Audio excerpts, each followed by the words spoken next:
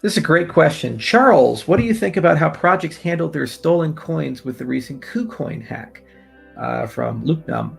Well, it's actually an interesting thing to really dig into. So, one of the magic superpowers of what we're doing with Cardano, above and beyond the fact that we're going to be lower cost and higher performance and better software life cycle and security and rah, rah, rah.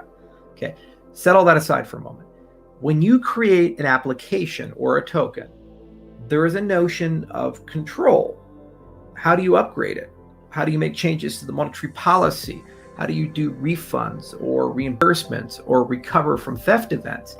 Every single time these things come up, some beneficent leader or leadership steps up and says, let's do this. And gosh, that only works when you are a small movement. But what happens if your token's super successful and it scales to millions of users and the founders, they've gone to Nantucket. They're gone. What do you do? Who's in charge? How do you figure that out? Well, what if all the things that we're building for Catalyst and the Voltaire, that whole framework, all that stuff, we're one day going to say, hey, you can reuse that voting system, that governance system for your token issued on Cardano.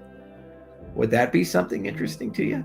What does that mean? It means that Cardano effectively can act as a governance as a service layer for your tokens. It's another added value and benefit that comes through. So to your specific question, how do these projects handle their stolen coins with Kucoin? I would much rather that each and every one of these projects, they have clear voting systems with high participation and it is blockchain enforced as opposed to something meta outside. It's usually not done that way because it was never built that way, and it's too hard to do that way on a case-by-case basis. And look, we're spending millions of dollars and a huge engineering team, and 3,000 of you guys are participating with the DC fund. Governance is super hard. So let us figure out a lot of those things and build tools and APIs and services that when you issue something on ADA, you get to use that for your coin.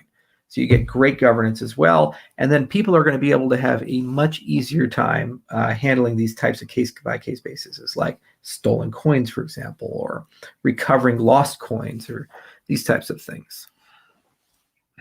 Mm-hmm.